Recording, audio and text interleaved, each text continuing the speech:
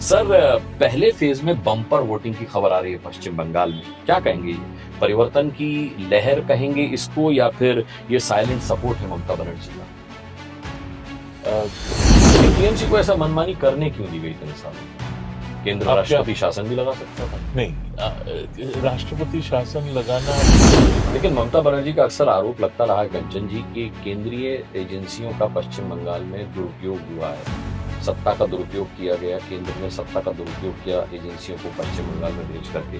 क्या मानते हैं, पॉलिटिकल टूल था या फिर वाकई में कानूनी कार्रवाई? आर्ग्यूमेंट से ऐसा कोई मंत्री नहीं है उनके सरकार में जिस पर कोई ना कोई महिला सुरक्षा का मुद्दा। हाँ, और तीसरा जो है कम्युनल एजेंडा। उसने जिस तरीके से वहां पर कम्युनल पॉलिटिक्स चलाई है ममता बनर्जी। मैं 15 दिन से कंचन जी कोलकाता में था। एक taxi driver, local taxi driver मुझे मिला। सीपीएम की आपने बात की, उसने कहा कि सीपीएम के लोग अपने काडर से अपील कर रहे हैं कि आप भारतीय जनता पार्टी को वोट दीजिए। तो क्या मतलब लेफ्ट पार्टी जब बी टीम बन गई भारतीय जनता पार्टी? नहीं, मैं कारण बता रहा हूँ क्या। चलिए मैं सिंगल कर देता हूँ, मुसलमान नहीं, जो बांग्ला भाषी मुसलमान हैं उनको अब डर लग रहा है कि ये जो इतने संख्या में बांग्लादेशी आ रहे हैं या रोहिंग्या आ रहे हैं, हमारा क्या? तो इस बार की लड़ाई कंचन जी पश्चिम बंगाल में ममता बनर्जी वर्सेस यानी टीएमसी वर्सेस बीजेपी है या टीएमसी वर्सेस एंटी इनकम्बेंसी? मेरा मानना है टीएमसी इस बार हारेगी। अब कितने मार्जिन से हारेगी वो ममता बनर्जी भवानीपुर से जीतेंगे या नहीं? नंदीग्राम से तो हारी थी पिछली बार। लोगों का कहना, मैं जब था सब कह रहे थे कि वो नंदीग्राम से तो हारी थी, इस बार भवानीपुर से भी। कंचन जी, क्या प्रेडिक्शन है आपका? सीट नहीं, सिर्फ ट्रेंड के बारे में पूछ रहा हूँ। बंगाल किस दिशा में जा रहा है? बंगाल में तृणमूल का हारना बहुत जरूरी है। तृणमूल का हारना इसलिए जरूरी है, बंगाल ममता बनर्जी ने तो हाईकोर्ट के आदेश के बाद भी फेंसिंग के लिए जमीन नहीं दी और कल फिर उसका ऑर्डर भी आया, फाइन भी हो गया। कहा कि वो महारानी विक्टोरिया है कि वो नहीं मानेगी, उनको मानना पड़ेगा। नमस्कार दोस्तों, कारनामा के इस ताजा तरीन एपिसोड में आपका बहुत बहुत स्वागत है। आज के मेरे मेहमान जो हैं वो हैं कंचन गुप्ता। कंचन गुप्ता जो हैं वो देश के जाने माने वरिष्ठ पत्रकार हैं, पब्लिक पॉलिसी कमेंट्रेटर हैं, पश्चिम बंगाल से ताल्लुक रखते हैं और दशकों तक प्रिंट और ब्रॉडकास्ट मीडिया के साथ जुड़े रहे हैं। दोस्तों, द टेलीग्राफ कह लीजिए, द पायनियर कह लीजिए, आप इन प्रमुख अखबारों का एक अहम हिस्सा रहे हैं। इसके अलावा राष्ट्रीय राजनीति हो, सुरक्षा हो, पूर्वी भारत से जुड़े सामाजिक और राजनीतिक मुद्दे हैं, बहुत गहरी पकड़ कंचन गुप्ता इस पर रखते हैं। और बाद के सालों में, बाद के वर्षों में दोस्तों, उन्होंने नीति और सरकार के साथ काम किया, विशेषकर प्रेस इंफॉर्मेशन ब्यूरो में वरिष्ठ सलाहकार के तौर पर एक बहुत अहम भूमिका निभाते हुए, जहां वो सरकार की कम्युनिकेशन रणनीति का बहुत अहम हिस्सा माने जाते रहे। पश्चिम बंगाल की राजनीति पर कंचन जी की बहुत अहम पकड़ है। उनकी विचारधारा, जमीनी समीकरणों पर उनका विश्लेषण तेज, स्पष्ट और अक्सर बहस छेड़ने वाला होता है। कंचन जी, बहुत बहुत स्वागत करता हूं आपका अपने इस कारनामा पॉडकास्ट में। सर, पहले फेज में बम्पर वोटिंग की खबर आ रही है पश्चिम बंगाल में। क्या कहेंगे, ये परिवर्तन की लहर कहेंगे इसको या फिर ये साइलेंट सपोर्ट है ममता बनर्जी का? परिवर्तन की लहर है। अच्छा। जो मैं 2-3 दिन पहले लौटा हूँ बंगाल से, करीब 20-22 दिन था वहाँ पर। और मैंने वहाँ पर मुझे जो लगा कि लोगों में जो एक रोष जिसे कहते हैं, गुस्सा, वो सिमर रहा था। और आज की अगर वोटिंग देखें, वो वोटिंग की जो संख्या है, प्रतिशत जो है, वो उस बात को it proves it. There was लोग इसके लिए वेट कर रहे थे कि मतलब आप कहना चाहते हैं पहले लोग डर के मारे वोट करते थे, अब लोग गुस्से में वोट कर रहे हैं। एक तो बात ये है, नाराजगी जिसको कहते हैं। दूसरी बात है, आपको ये याद रखना पड़ेगा कि जो वोटर लिस्ट है उनकी सफाई हुई है। अब देखिए, अगर एक वोटर लिस्ट में 100 नाम थे, 2021 के चुनाव में 100 में से 90 वोट अगर एक किसी बूथ में हुआ, हाँ। तो हम कहेंगे 90% वोट हुआ है। और अब अगर 100 में से 20 नाम, 25 नाम, 30 नाम निकाल दिए गए हैं, तो 70-75 नाम बचते हैं। उसमें से अगर 70 लोग भी जाते हैं, तो हम लोग कहेंगे कि पूरा 100% वोटिंग हुआ है। तो ये इसका भी एक असर रहा है। जो नया वोटिंग लिस्ट है, उसमें वोटरों की नाम की संख्या कम है। तो जितने अगर न्यूमेरिकली पहले भी लोग जितना वोट देते थे, आज भी अगर उतने ही लोग वोट दें, लेकिन प्रतिशत आपको ज्यादा दिखेगा। ममता बनर्जी का लगातार केंद्र के खिलाफ जो आक्रामक रुख रहा है, वो फेडरल स्ट्रक्चर की लड़ाई लगता है या पॉलिटिकल सर्वाइवल है? इसमें फेडरलिज्म की कोई बात नहीं है। देखिए, और भी सरकारें हैं जो गैर भाजपा सरकार है। केरल सरकार है, तमिलनाडु सरकार है, ऐसे कई सरकारें हैं, और वहां पर अगर आप देखें, वहां पर काम हो रहा है। वो तो कहेंगे कि हमें इतना नहीं मिल रहा है, जितना चाहिए था उतना नहीं मिल रहा है, वो तो सही है। अब भाजपा की सरकार भी वही कहती है कि हमें पूरा खाद नहीं मिल रहा है, फर्टिलाइजर नहीं मिल रहा है, अमोनिया ये नहीं मिल रहा है, वो नहीं मिल रहा है, बोलते रहेंगे। सरकार का काम, राज्य सरकार कभी भी तुष्ट नहीं होती है, और ये सही होना भी नहीं चाहिए। और लेकिन इस किस्म की जो इसकी जो पश्चिम बंगाल और केंद्र सरकार के साथ जो संबंध बन गए थे, उसमें जो उसकी जो एक तिक्तता कहते हैं, क्या कहते हैं कि बिटरनेस, तलखी, हाँ, ये देश के लिए, राज्य के लिए, केंद्र के लिए अच्छा नहीं है। और ममता बनर्जी, अब उनका ऐसा रुख बन गया है, वो कुछ भी नहीं स्वीकार करेंगी। सुप्रीम कोर्ट कुछ कहती है तो वो कहेगी, मैं इन बांग्ला में कहेगी, अमी मानछी ना, मीन्स मैं नहीं मानती। हाँ। अगर केंद्र सरकार कहे कि भाई आप हिसाब दें, आपको हमने पैसा दिया था इसके लिए, मनरेगा के लिए, उसका आप हिसाब दें, फिर अगला जो है पैसा ले। मैं क्यों हिसाब दूंगी? मैं नहीं मानती। हर चीज पर ये मैं नहीं मानती वो कौन होती है कि वो अपने आप को नियम कानून सबसे ऊपर अपने आप को देखती है। ये सही नहीं है, ये अच्छी बात नहीं है।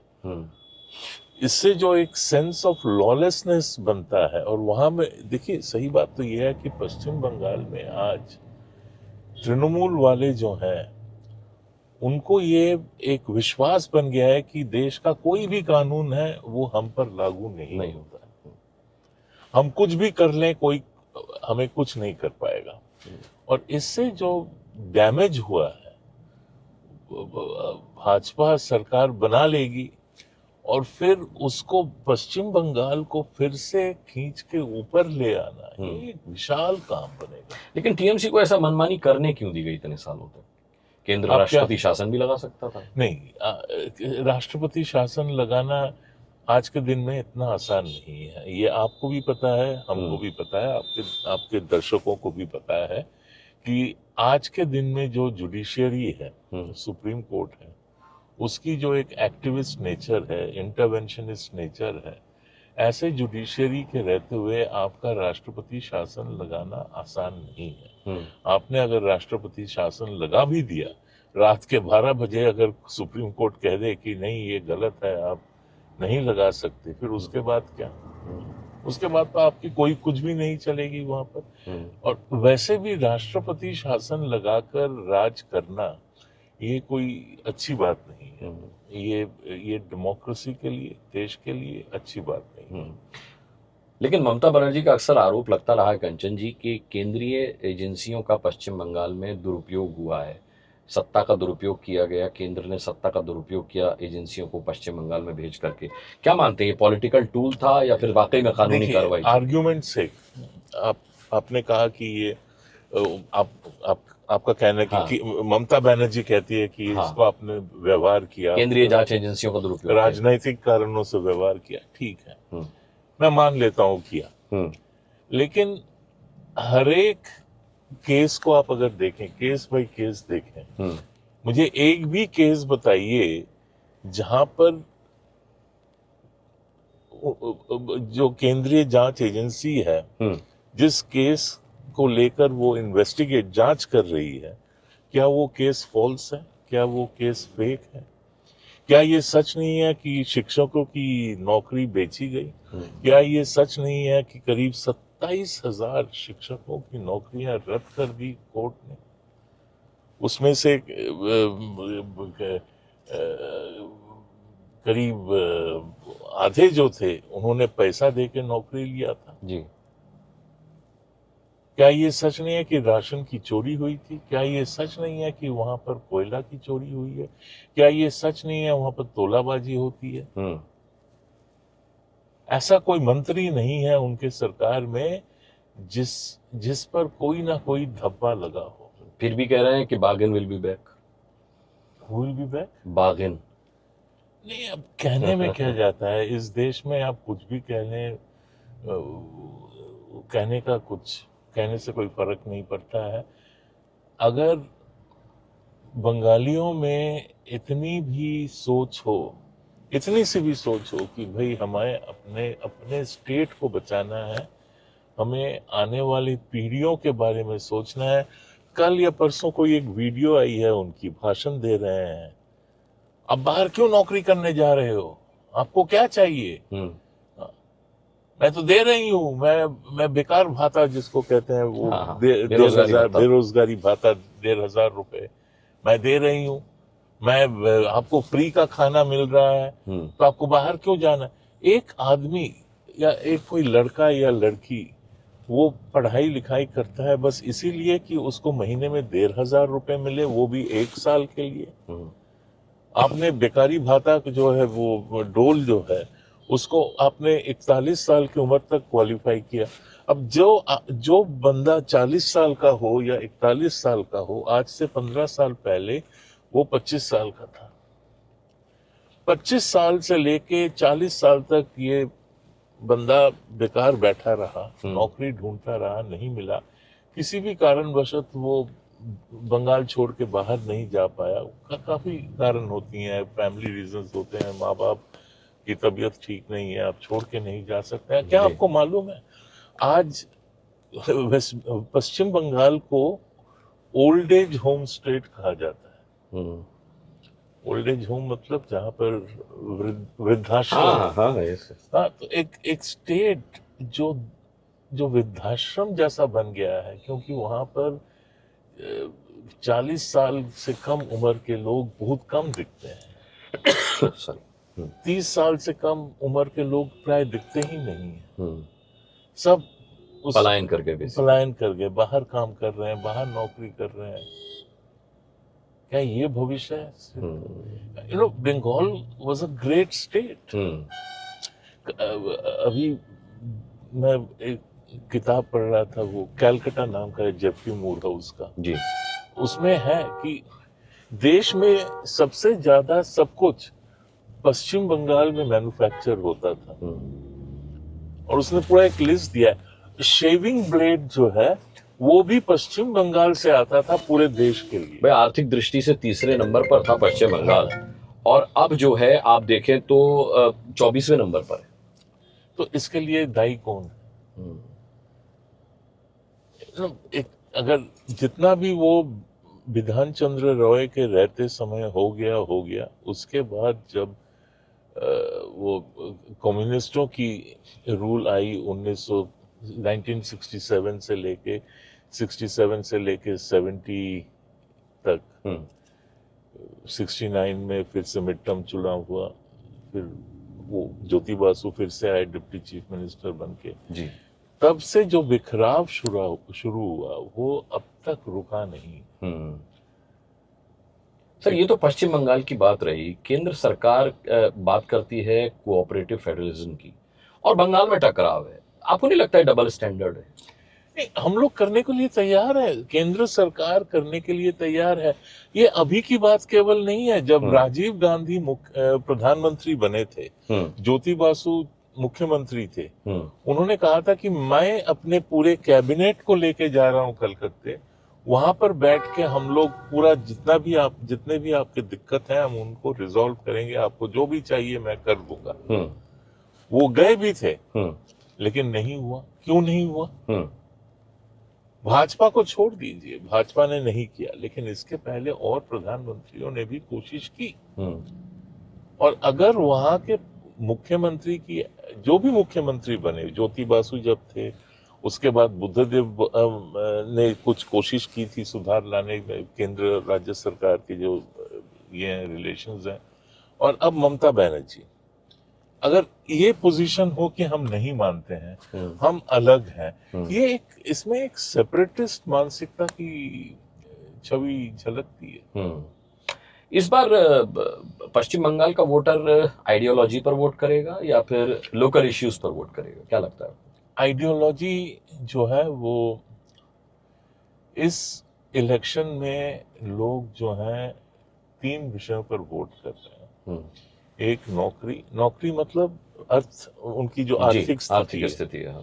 दूसरी है क्राइम, और वो भी महिलाओं के अगेंस्ट जो क्राइम होता है, महिला सुरक्षा का मुद्दा। हाँ, और तीसरा जो है कम्युनल एजेंडा। उसने जिस तरीके से वहां पर कम्युनल पॉलिटिक्स चलाई है ममता बनर्जी ने, आज के दिन में कोई भी हिंदू हो, वो सीपीएम को वोट करने वाला हिंदू हो, वो कांग्रेस को वोट करने वाला हिंदू हो, वो टीएमसी को वोट करने वाला हिंदू हो, या भाजपा को वोट करने वाला हिंदू हो, और कोई भी पार्टी हो वहां पर जिसको वो कोई भी हिंदू वोट देता है, हाँ। वो हिंदू आज उसे महसूस हो रहा है कि मेरी जो जगह है, स्पेस है, वो घट रही है। और what is the Hindi expression, back to the wall, दीवार पीठ के साथ। तो हिंदू फील्स कि मुझे धीरे धीरे इस स्थिति में लाया जा रहा है, इस पोजीशन में लाया जा रहा है कि I am fighting with my back to the wall. ये कोई भी हिंदू नहीं चाहता है। मैं 15 दिन से कंचन जी कोलकाता में था। एक taxi driver, local taxi driver मुझे मिला। सीपीएम की आपने बात की, उसने कहा कि सीपीएम के लोग अपने काडर से अपील कर रहे हैं कि आप भारतीय जनता पार्टी को वोट दीजिए। तो क्या मतलब लेफ्ट पार्टी अब बी टीम बन गई भारतीय जनता पार्टी? नहीं, मैं कारण बता रहा हूँ क्या है। सीपीएम की जो नेतृत्व है, उन्होंने डील किया है ममता बनर्जी के साथ। अच्छा, कि हम लोग वोट अदल बदल कर लेंगे, हम अपना वोट ट्रांसफर कर देंगे आपको। मिडिल और लोअर लेवल की जो लीडरशिप है या काडर है, उनको इस बात से घोर आपत्ति है। वो नहीं करेंगे, वो नहीं, अपना वोट टीएमसी को नहीं डालेंगे, लीडरशिप कुछ भी कह दे, वो जाकर भाजपा को वोट डालेंगे। ये एक जो रेजिस्टेंस का कारण बन जाता है। और उससे भी ज्यादा जो मैंने अभी आपको बताया कि जो हिंदू है, वो जो अब तक मुझे ऐसे कई सीपीएम के वोटर मिले जो बोले कि बांग्ला में बोले, सर আমরা सीपीएम के वोट दिताम, এবার बीजेपी के देबो। So what does it mean? It is not a change in ideology. It is not, ऐसा नहीं है कि उन्होंने अपना आइडियोलॉजी चेंज कर लिया, ये अपनी अपने सोच को बदल लिया, लेकिन उनको महसूस हो रहा है कि मैं सेफ नहीं हूँ। और पुटिंग इट वेरी क्रूडली, जो योगी जी कहते हैं एक है तो सेफ है, ये भावना जो है, किसी ने आज अभी तक बंगाल में ये स्लोगन नहीं दिया, एक है तो सेफ है, लेकिन लोगों में ये एक सेंस आ गया है कि अभी भी अगर हम लोग एकजुट नहीं होते हैं तो आगे चल के खतरा है, हिंदू समाज को खतरा है, इस राज्य को खतरा है, और देश को खतरा है।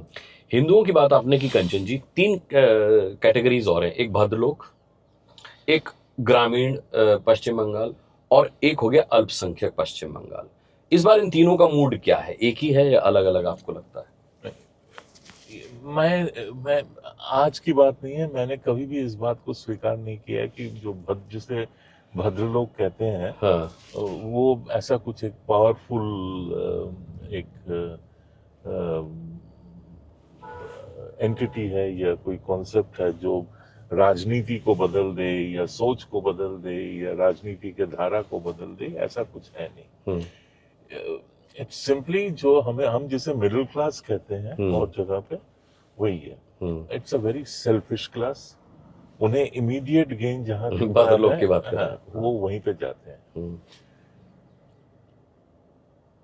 इनकी संख्या बहुत कम है और दे डोंट मैटर अल्टीमेटली, मुझे लगता है। दूसरा है जो वर्किंग क्लास है, जो लोग रोज काम करने जाते हैं, वो कोई भी हो, दफ्तर में काम कर रहा हो, फैक्ट्री में कर रहा हो, घर में किसी के काम कर रहा हो, जो ब्लू कॉलर्ड हो, व्हाइट कॉलर्ड हो, वो जो है उनमें जो एक उनकी जो पार्टिसिपेशन होती है पॉलिटिक्स में, वो इम्पोर्टेंट है। और अभी की जो वोट हो रही है, उनकी जो वोट होगी वो सबसे इम्पोर्टेंट वोट होगी।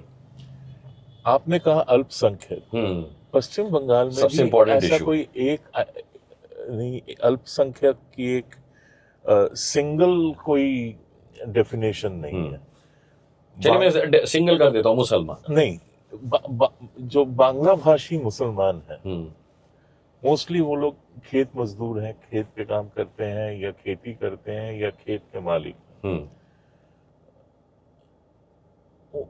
उनको अब डर लग रहा है कि ये जो इतने संख्या में बांग्लादेशी आ रहे हैं या रोहिंग्या आ रहे हैं, हमारा क्या होगा। उनको जो आदर मिल रहा है कि आते ही उनका कार्ड बनाया जा रहा है, ये किया जा रहा है, उनको बसाया जा रहा है, जगह दिया जा रहा है। कलकत्ते के बाहर उनकी पूरी कॉलोनीज बन गई हैं, जमीन उन्होंने कब्जा कर लिया है। तो जो यहाँ का जो इंडिजिनस मुसलमान है, बांग्ला भाषी जो मुसलमान है, वो कह रहा है फिर मैं क्या करूं, मैं कहाँ जाऊं। एक और हिस्सा है, एक और ग्रुप है जिसे कहते हैं उर्दू भाषी मुसलमान। अब तक वो पोर्ट एरिया में सीमित थे, पोर्ट में खलासी का काम करते थे। उन्हें बिहारी मुसलमान भी कहा जाता था, कोई डेरोगेटरी नहीं है। ये बिहारी इसलिए कहा जाता था, उन्हें बिहार से लाया जाता था पोर्ट एरियाज में काम करने के लिए, लेबर। अब उनकी जो संख्या है वो भी बढ़ गई है और वो फैल गए हैं।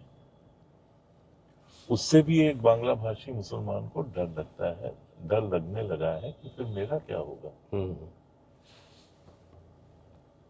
बांग्लादेश में एक बहुत बड़ी संख्या में उर्दू स्पीकिंग मुसलमान थे।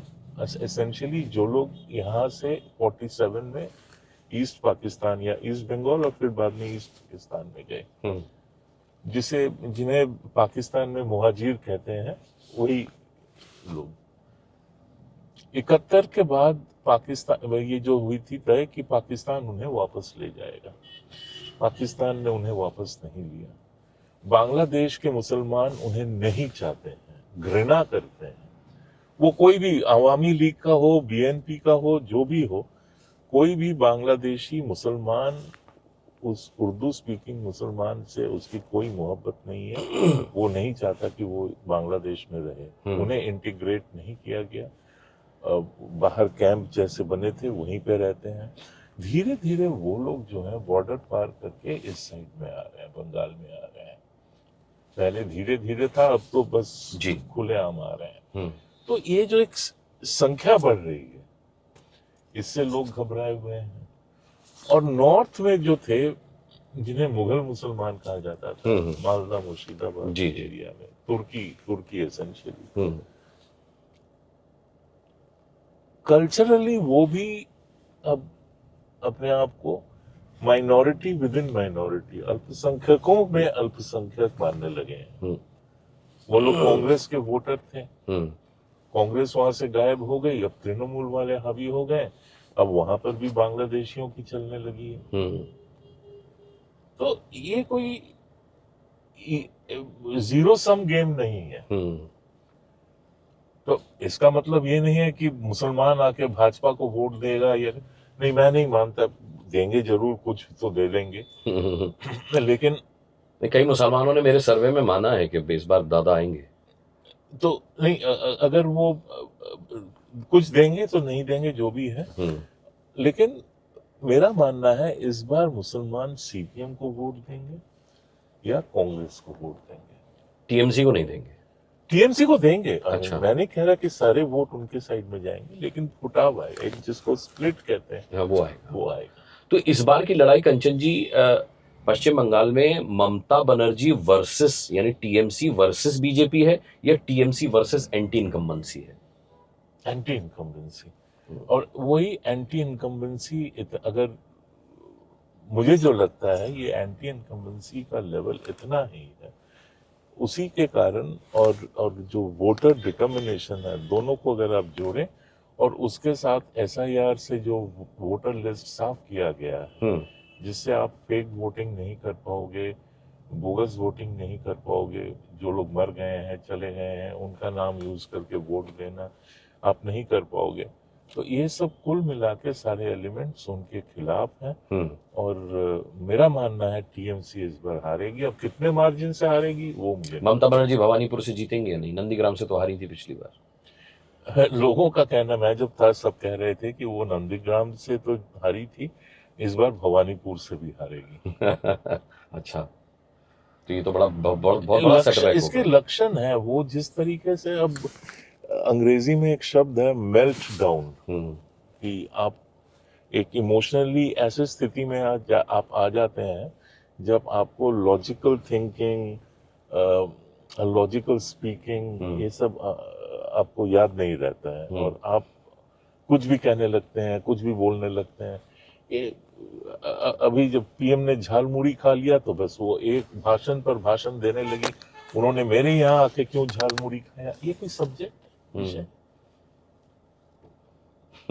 और इससे क्या प्रमाण होता है कि भाई पीएम ने झालमुड़ी खाया तो जरूर कहीं पर कुछ उसकी जनता पर असर हुई है, जो मास एक अपील होता है, हाँ, रेजोनेट किया होगा कहीं पर, इसलिए वो घबरा गई है। ठीक।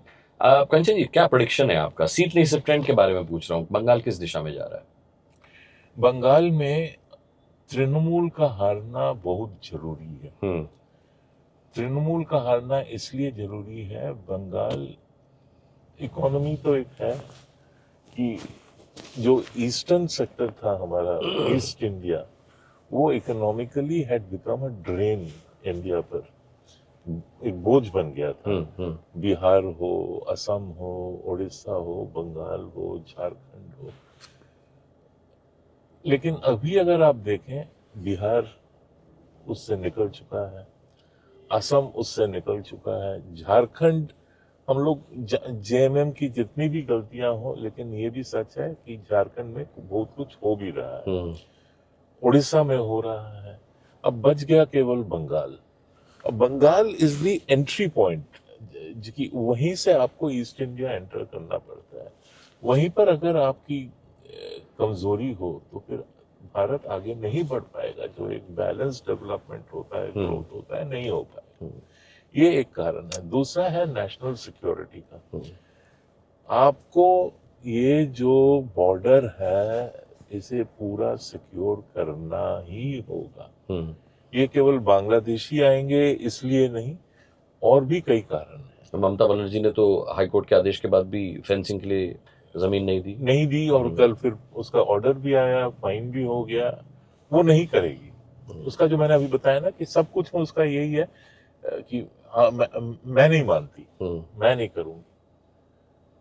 कहा कि वो महारानी विक्टोरिया है कि वो नहीं मानेंगी, उनको मानना पड़ेगा।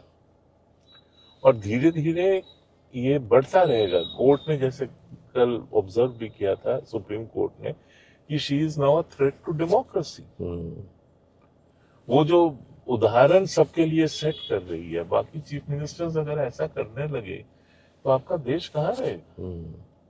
जबकि सीमा बांग्लादेश से सटती हो तब और ज्यादा सेंसिटिव हो जाता है। वो उसके अलावा भी कल अगर हर एक मुख्यमंत्री यही भाषा बोलने लगे कि मैं नहीं मानता, पंजाब में अगर पंजाब का मुख्यमंत्री भी कहने लगे जी मैं नहीं मानता जी, अराजकता का माहौल हो जाएगा। एक आखिरी सवाल, पश्चिम बंगाल का चुनाव 2029 का सेमीफाइनल है? नहीं, ये ये स्टेट इलेक्शंस हैं हाँ। और इसमें इतना प्रोजेक्शन भी नहीं करना चाहिए। आप लोग जब टेलीविजन कर रहे थे तब भी आप यही सवाल करते थे कि क्या ये टेस्ट रन है, क्या ये लिटमस टेस्ट है। लिटमस टेस्ट है। नहीं, ऐसा नहीं होता है। लोकसभा चुनाव के मुद्दे कुछ और होते हैं, स्टेट इलेक्शन के मुद्दे कुछ और होते हैं, और अभी तो और भी चुनाव बाकी पड़े हैं। आपका यूपी का चुनाव है अगले साल जी। यूपी में है, आपका गुजरात मध्य प्रदेश है, गुजरात है, ये सब राजस्थान में है। तो ये सब जो अगर आपको लिटमस टेस्ट करना है तो यहीं पर होगा ना, बंगाल में थोड़ी लिटमस चलिए टेस्ट कंचन जी, होता है। पहले फेज की वोटिंग के बाद आपने समय दिया और इस अहम मुद्दे पर बात की, मैं आपका बहुत बहुत धन्यवाद करना चाहूंगा sir. Very nice of you Anurag, you thought of me. लेकिन आई एम सॉरी, मैंने आज मेरा दिमाग कहीं और पड़ा हुआ है, मैं ठीक से बोल भी नहीं नहीं सर, हम सेकंड फेज के बाद फिर मिलेंगे एक बार, फिर मिलेंगे। और फिर आप अपना प्रोजेक्शन बताइएगा। मैं आपका आज समय देने के लिए बहुत बहुत धन्यवाद करना चाहता हूँ। एक मिनट रुकिए सर, मैं क्लोजिंग कर दूं। तो दोस्तों, कंचन गुप्ता बहुत वरिष्ठ पत्रकार और बहुत पैनी नजर हर मुद्दे पर रखने वाले, और उनकी नजर जो है वो पश्चिम बंगाल को लेकर क्या कहती है, ये आपने उनसे सुना। पहले फेज की वोटिंग के बाद ये आकलन वरिष्ठ पत्रकार कंचन गुप्ता जी का रहा। हम पश्चिम बंगाल के हालात पर इसी तरीके से एक्सपर्ट्स की राय जानते रहेंगे जब तक कि नतीजा नहीं आ जाता, और नतीजा आने के बाद भी उसका आकलन करेंगे कि अब तक के जो आकलन थे नतीजे आने से पहले, वो आकलन कितने सटीक बैठे और कितने नहीं बैठे। फिलहाल के लिए चैनल को सब्सक्राइब कीजिए, बेल आइकन प्रेस कीजिए, जिससे नोटिफिकेशन तुरंत आप तक पहुंच जाए। कमेंट बॉक्स में कमेंट करके बताइए कि आपको ये कारनामा कैसा लगा। अपना बहुत बहुत ख्याल रखिएगा। अगले कारनामा में कंचन जी जैसा ही एक खास मेहमान लेकर फिर हाजिर हो जाऊंगा। तब तक के लिए इजाजत दीजिए। नमस्कार। Thank you. This is very nice. ये